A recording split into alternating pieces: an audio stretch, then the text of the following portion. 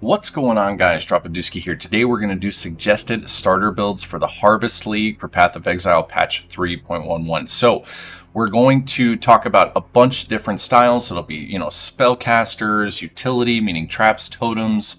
We'll do some melee, we'll do some bows. Everything that we cover today will be beginner friendly. Now, one thing I want to mention right out the gate, make sure to play something that you like. I mean, I know, of course, we suggest these videos or we suggest these builds and we try and give you, at least an idea of different things that you may have tried. But my most successful starts in any league are playing things that I'm comfortable on. So if you primarily play spellcasters, then staying in that range means that you know a little bit of more about the tree. Melee, this is a huge melee league. One thing I want to throw out there for new folks, there's a lot of maintenance on melee. You have to understand upgrading your weapons and keeping them powerful as you go. So I've always felt for myself, spellcasters are a little easier to play in the beginning, but we're going to talk about a couple melee builds and we're going to go over everything that I can. I'm going to have guides in the description below so that you guys can follow. I try and find things that have leveling portions because I know a lot of people have questions on that. So we'll break this up into sections and I hope you guys enjoy. Let's go. The first build I want to jump into with the spellcasters is VD Spellslinger. Now, VD is going to be super, super powerful. If you don't know what VD is, it's Volatile Dead. It's going to be really fun and really fast to level. Now, I want to throw out there that there is a guide I'm going to include in the description below from Gucci Prada that is about leveling VD. It was super, super informative. It has a lot of good tips on leveling really fast. So if you're trying to increase that leveling speed, it's a really good guide for doing that. Ziz just put up a big guide on VD Spellslinger, so I'm going to attach that in the description below. I'm going to be starting this as well, and I'm probably going to move into Detonate Dead because I've never messed with it and I want to play around with it. Somebody in the community came up with a pretty cool build, so I want to give it a try. So if you're looking for something that's very strong, safe, does a lot of damage, it does struggle a little bit on bosses, but that being said, its mapping and everything and its leveling is just so smooth, it feels really good. So if you're interested in something like this, it's perfect for a brand new spellcaster.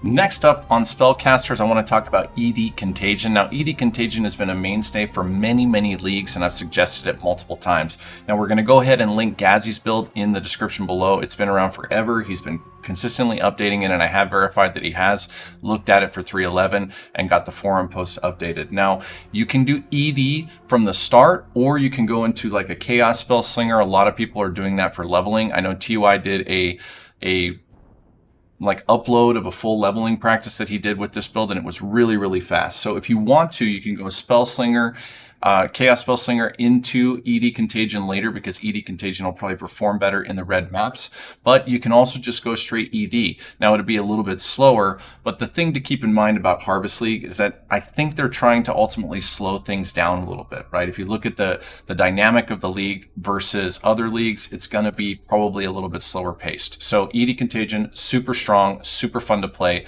and really reliable for a new player. The last build I want to highlight on the spellcaster portion of this video is Vortex Cold Snap. Now, Vortex Cold Snap has been very, very powerful for a long time. Now, one of the drawbacks to this is I've also felt it's kind of slow, but that being said, it's super, super safe in most instances. As you get further and further along the league and you're getting more and more energy shield, you can make this character very, very, very powerful and very, very safe. Now, once again, we're going to throw another Gazzy guide in the description below. He has updated that, and it is a very solid build. I've played it before. Now, one thing I want to talk about in regards to Harvest, this specifically, you're going to be able to put a lot of your damage right under the seed pods right before you harvest. So like I had said before, front loading damage is going to be huge for this, as we don't know how powerful the monsters are that are coming out of there. So any damage you can get onto those monsters instantly with very little effort is going to be super helpful when leveling a spellcaster. Now, these three builds that we've gone over, I just want to do some honorable mentions. There's a lot of other things that you can do. You can do Enki's Arc Witch. You can do Frostbolt. You can go into, I've even seen some decent fireball setups that you can do. If you're interested in spellcasters, there's a lot of options out there for you. But I definitely think that these three are going to be really, really solid and really easy if you're new players. The first build I want to talk about in the Necromancer portion is Q-Lita's zombie build. Now this zombie build, I put it together today just to run around a little bit as I don't play a lot of minion-based builds, and it felt so smooth. It destroyed the maps that I ran, and it was pretty comfortable and easy to get set up. Now, Q-Lita is another streamer on Twitch. I'm going to put a link to his forum post in the description below. It's super thorough. It goes through leveling. It goes through everything that you need to know. This is something that he starts pretty much every league, and he stopped by yesterday and said he's updated it. So if you're interested in doing Necromancers, this one is super, super nice and smooth. It feels very safe. So Necro is a mainstay for a lot of new players, as you don't have to focus as much on a lot of mechanics when casting abilities, because your meat shields are just keeping you safe as you run around and kind of dodge and just pull your minions along and they destroy things. Now, another Necro that I want to just quickly mention is the Slave Driver Spectres that I played before, which is Kay's Spectre Guide. Now, I did go check on the forum posts, and this guide has been updated. So if you're interested in messing around with some of the Spectre stuff, it's definitely something that you can try. I loved this build. When I played it before, as you can see, their animation with the whips is really, really cool. Now, there are multiple different routes that you can do for Spectre in the guide. You can pick different Spectres if you'd like, and there are pros and cons listed in the forum post that kind of talk about the benefits on either single target damage or AoE clear, any of that stuff in regards to what Spectre you pick. So I did want to throw a quick honorable mention to this build, as we're talking about Necros, and this is something that I have played very successfully. I really enjoyed it. The build guide was thorough, and it was easily slaying everything that I came across in the game. Next up, I want to talk about the Ball Lightning Miner. Now, this is one of my favorite league starters. I have started this many leagues, and I either go with Ball Lightning or Arc. They're both really, really cool builds. Ball Lightning itself is very, very powerful. I'm talking with very little investment, you can do just about all the content in the game. Now, this you can build into and scale up as you go, but with the sheer amount of coverage you can get with damage across the map, you can make this build so powerful. It feels so smooth. Now, the one thing I want to throw out there is that if you've never played mines before, mine is not a one button play style, right? You throw the mine, then you detonate the mine, right? So this can take some getting used to. As I suggested on stream yesterday, if you're someone that's interested in playing mines, whether it be Arc or Ball Lightning, there's nothing wrong with just jumping on a shadow and going into Act 1 and just kind of playing around with that mechanic, right? Of course, it gets faster and you get more efficient as you start getting ascendancies and other things, but it's nice to mess with it a little bit before you commit if you've never tried it before. Mines can be super powerful and rewarding, but they are a play style that you have to get used to, so keep that in mind. And I do want to throw out there one more time that we're highlighting Ball Lightning Miner today, but Arc Mines is great. There's other, I've done Purifying Flame Mines that is really, really good. If you're interested in doing Miner, I definitely think it's great for new players, and it's one of my favorite builds of Path of Exile. Next up in the utility section, we're going to talk about totems. Now, I'm highlighting specifically today Divine Ire totems because they're just so damn powerful, especially at the beginning of the league. As this levels up and you get more and more geared, these things can do so much burst damage. It's really fun to watch when you're doing boss fights. Now, I've played this character multiple times, but keep in mind, same with mines. You can go all kinds of routes with totems. I've played Arc Totems many times. Arc Totem was one of the first characters, or was the first character that I ever killed Uber Elder with back when I first started playing PoE, and I just love the play style. Now, totems themselves are very much like traps in a sense that you don't have to really focus as much on this. There's no two-button interaction. You kind of just lay the totems and they do their job. The cool thing about totems is you can use channeling abilities like Divine Ire, but there are so many options out there for this. You can go Freezing Pulse. I watched Safarian do Freezing Pulse totems last league. Arc, as I mentioned, is a really solid starter, and then Divine Ire I like a lot as well. It does a super amount of damage. It's very comfortable, and it's easy to play. So for you new players out there that are looking for something that's maybe a little less, clunky than mines, if you're not interested in the whole, detonate and go, then totem characters are really great. And there's a lot of options. So you just have to dig in and see which one you like the most. Last but not least, I want to talk about traps a little bit. Now, lightning trap is super, super cool, especially for those of you guys that are leaning away from mines, as we said with the totem video.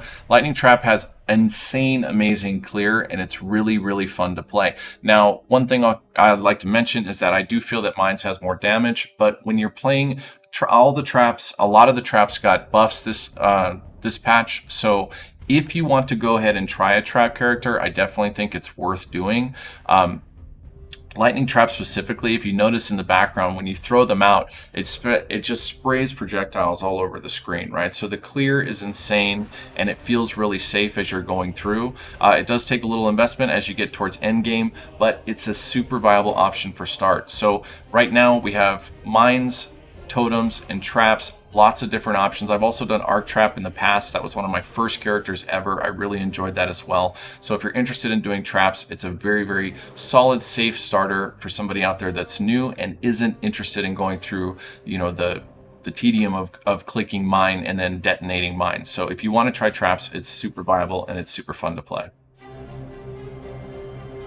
So for bow builds, I wanted to highlight Brittle Knee's Caustic Arrow build. Now, Brittle Knee makes a lot of beginner-friendly builds, and this one specifically, I threw it together today and messed around with. It's very, very safe. Now, it does damage a little bit slower, but, as she lists in the guide, it is easily able to farm, Act 8 or Awakener 8 Sirius, so it's something that you can use reliably and safely to kill high-end bosses and do all the content in the game. Now, once again, this also does the aspect of laying a bunch of damage down in an area. So when it comes to harvest, you can shoot out the caustic arrows as you're harvesting the seed pods and the monsters are coming out, so that you're just doing a ton of dot damage right when they all come alive and active. I think any builds that can do this are going to be very powerful for the Harvest League, and Brittle is not only a good streamer, but has a ton of good guides out there, so you should definitely check this one out. Now, I do want to throw some honorable mentions out for bows. I don't have a lot of things highlighted in the video because I just don't play a lot of bow builds, but I know bleed bows are going to be really powerful. You can also do Toxic Rain. These are all very viable options for starters. I've played Toxic Rain before and really enjoyed it, and I plan on messing around with bleed bow this league. So if you are interested in doing a build for, specifically a bow character, any of those are going to be viable options for you. So last but not least, I want to talk a little bit about melee before we get done with our suggested list. Now, in the background, you can see Prycro's Slayer Earthquake. Now, this build I've played before and I really enjoyed, but one thing I want to mention with these builds. Now, this was mentioned in the forum post that we will link in the description below. As we go through this league, we're going to have to play around with war cries and also play around with the power of the two-handers to kind of see what's going to be best suited or best in slot melee build. Now, there are a lot of viable options for melee, right? Earthquake happens to be one of my favorite skills when it comes to the two-hand melee slams, so I'm planning on going into Earthquake as one of probably my second build after we do the VD setup.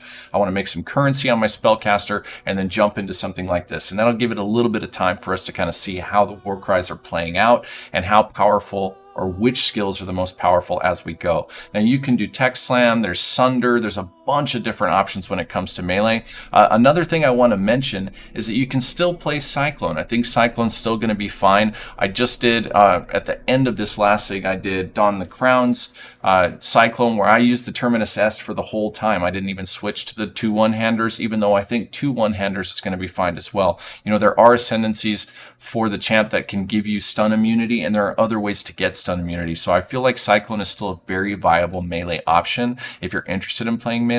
But with the two-hand slams, I'm definitely leaning towards Earthquake, and the Earthquake guide we have in the description below is very thorough and is also, going through, or is at least talked about, updating as 3.11 kind of, evolves over the first couple of days, and we can kind of see the strength of these things. He's going to update that guide so that you have more information in going forward with it. I do think melee is going to be really cool and really fun, but for myself, I'm not going to jump into it until build 2. But this one should be solid if that's what you want to start with at the beginning. All right, guys, that's going to do it for today's suggested starter builds. Now, I hope that this list helps some of you new players out there kind of narrow down your choices. And one thing I want to say about these patch notes is they took the power down on some of these crazy OP builds that we saw in Delirium, and they're bringing them more in line with some of the things that we hadn't really seen a lot of in the past league or two. So what that means is there's just a ton of stuff out there that you can viably start with this league. Now, we've highlighted just a few things,